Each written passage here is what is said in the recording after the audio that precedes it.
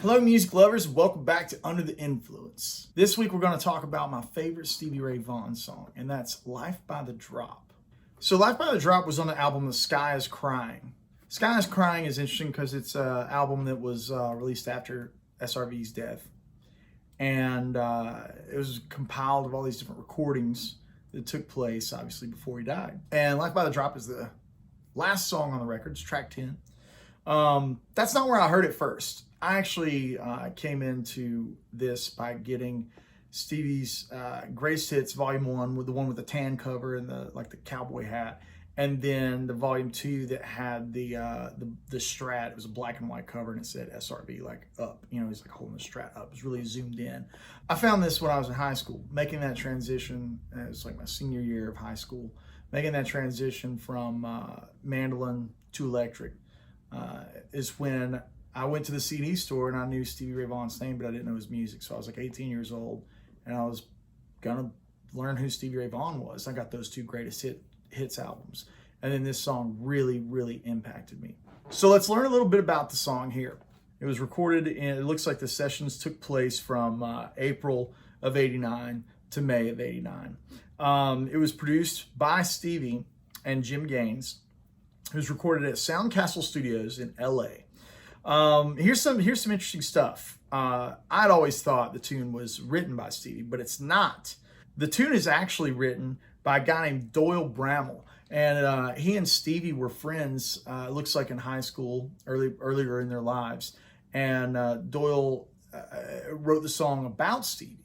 Which is interesting to me because, you know, the first time I heard it in most of my life, I thought that Stevie wrote it because it was like maybe like an autobiography and it was like an introspective look in the song. Or maybe it was a situation where he had a friend that he wrote it for. Actually, it was the opposite. Doyle wrote it for him and it was about the perspective on Stevie.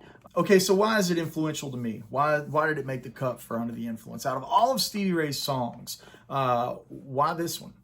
This one doesn't have a guitar solo, doesn't have the Strat, doesn't even have double treble, no band. It's like all the things that I associate with Stevie, and I think all you guys associate with Stevie. It has none of those.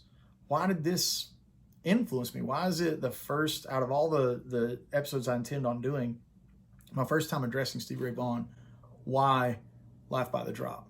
Well, the answer is kind of simple, right? I obviously was listening to all of his music, and this song stood out to me because it just seems so raw and straightforward in that you just heard him playing the acoustic guitar to back up his singing. lyrically, it's a deep song. And that shuffle and that rhythm is just so quintessential to what really made Stevie Ray great. Like, in my opinion, it's that groove. Regardless if he's playing lead or not, you can tell just by his groove that it's an internalized thing. I also think it's really fascinating that if you try to just put that thing on a click, it wiggles a little bit, and it just shows like where his internal pocket and swagger is. It's real lazy on those backbeats. And Stevie Ray's rhythm playing, I don't think it's talked about, much like Eddie Van Halen. I don't think it gets talked about, to the extent that it maybe deserves. The 12-string sound, the intro, that like extra couple of beats in the intro to make it sound like that. I remember putting it on, and it really became super influential moment for me, right? At that moment in my life, I was 17, 18 years old, senior in high school, and I was, Brent Mason, Dan Huff, Steve Morse, Eric Johnson, Vi, Eddie Van Halen. I was obsessed with looking for the most firepower that I could find. Even in jazz, it was, Al Di Meola, Django Reinhardt. Like, I wanted high horsepower playing. When we're a teenager, we love that stuff. And this song just was like the musical universe hitting the brakes and being like, look, dude, man cannot live on shred alone. You need to know about a great song, great rhythm playing, and great singing. Like it's not that great singing in that technical aspect of someone like, Steven Tyler, or Steve Perry, or somebody like that. It's that great singing in that like authenticity. That song just has so much transparency and authenticity. From the moment he starts playing, you can hear the jangle of his buttons. The strings kind of slapping the fretboard because he's playing so hard.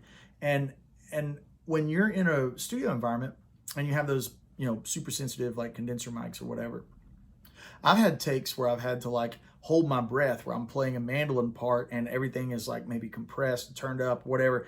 And it's a delicate part and you can't even breathe. You can hear it.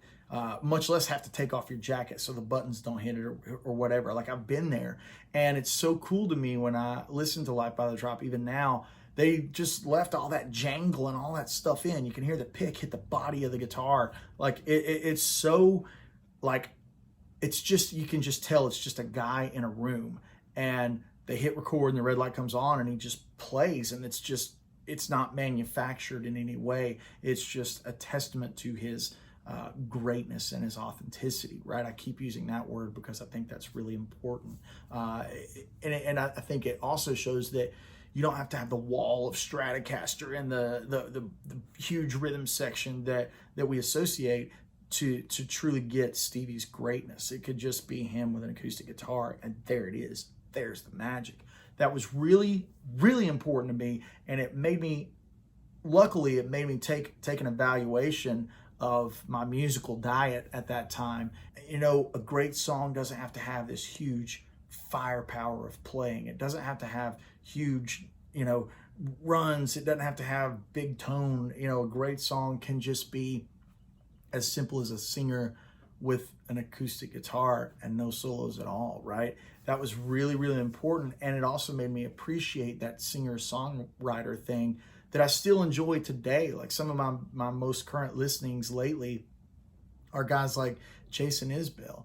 And I just love it when it's just kind of him and his song, right? And I think that appreciation of that would have never happened, right, had I not had that moment with Life by the Drop. And I think that's why it makes the cut. That's why I'm talking about it to you guys. And that's why it's the first Under the Influence regarding Stevie Ray Vaughan. Like, what in the world? Doing Life by the Drop first? Why are you not doing Pride and Joy, or maybe even his version of Little Wing or Lenny? I think all those things we take for granted as Stevie's greatness, right? And the subtlety of Life by the Drop and the understatement that it is, and what it exposed me to in a way of thinking and a musical appreciation, I will always be indebted for. And I absolutely love this song.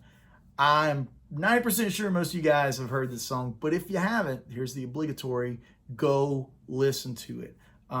fabulous. If you've heard it a million times, maybe you put it on today and make it 1,000,001. In my opinion, it's just something that we need to always kind of revisit out of Stevie's catalog to appreciate. The guitar I was playing, the new little PRS Parlor SE, great guitar.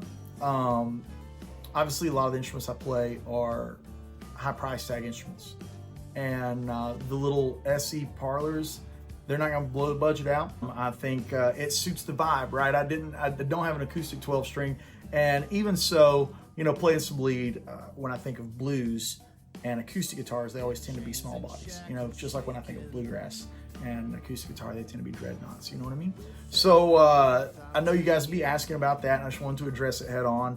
And yeah, you know, I hope you enjoy it. I hope everyone has a great rest of their week, and we'll see you in the woodshed.